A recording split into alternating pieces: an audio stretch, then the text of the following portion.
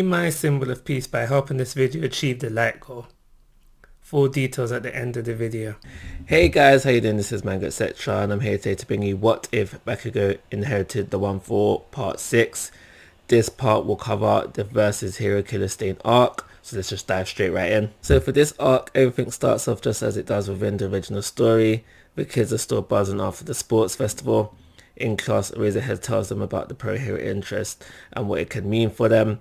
After, he moves the class on to coming up with their hero names. This goes just like it does within the original story, but with a slight difference. With the addition of Alexis to the class, we have a new hero name to learn. Alexis reveals the hero name he has chosen, all-purpose hero Ampman. Everyone likes it and it gives him a round of applause. Bakugo still gets the same offers and has pretty much decided who he wants to go with, but as he is ready to go home, All Might pays him a visit. They talk in private and he explains to Bakugo he has one more offer and explains the relationship he has with him. This gives Bakugo something to think about, but he ultimately decides to go with Gran Torino due to the relationship he has with All Might. We skip forward to the internships and everybody goes where they went within the original story. The intro between Gran Torino and Bakugo is similar, except Bakugo gets frustrated before deciding to leave. Gran Torino explains how he is unimpressed with Bakugo's lack of usage of the One for All and All Might's teaching, and that's why he called him here.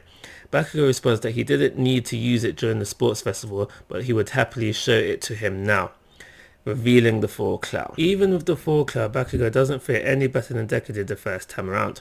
After the defeat, Gran Torino tells Bakugo that while under his tutelage, the aim is to get Bakugo to be able to handle more of the One for All. So over the next few days, Bakugo and Gran Torino fight, with Bakugo getting a little better, between 6 and 10% full cloud. So on the third day, Gran Torino thinks it's best Bakugo gets some real experience, so they head out. While on the train, it is attacked by a Nomu. Gran Torino pushes it away, telling Bakugo to stay put. Bakugo gets off the train and makes his way to Hosu. This is where things get tricky. We know via the original story Deku learnt info on Stain on the TV news, and that combined for his worry for Ida led him to finding Stain just before he killed his friend. For this what if, I think it's safe to say Bakugo wouldn't be worried about Ida because they are not close. The problem is, would Bakugo arrive at the alleyway at all?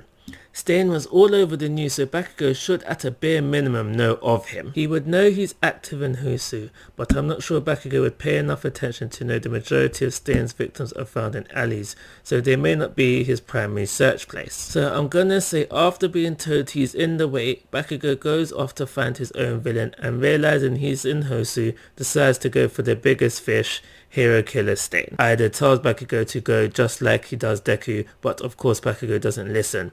He says something cocky, probably mentioned that he would kill the Hero Killer. In the original story, Ida mentions that in this moment Deku moves like Bakugo, so Bakugo does the same or something similar.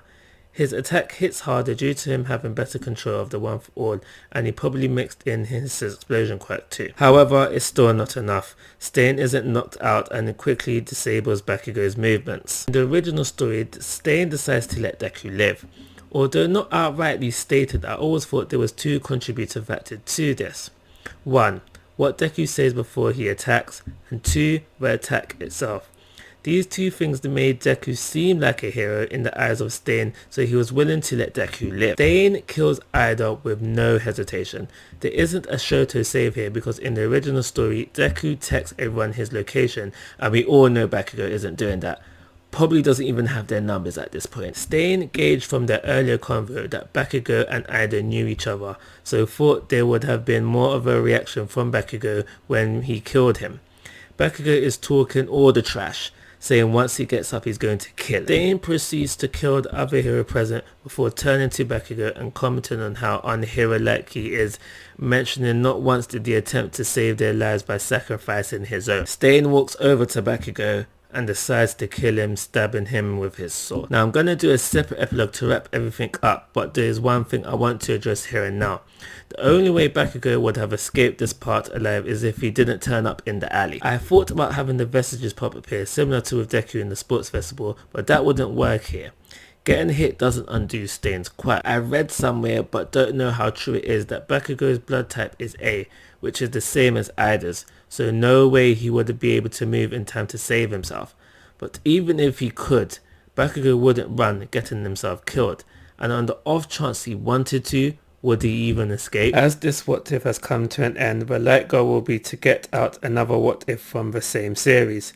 So don't forget to smash the like button to help get a new video out sooner rather than later. Like always guys, I'm asking for your thoughts and opinions. If you haven't already, please subscribe to my YouTube channel. But most importantly, take care, have a nice day.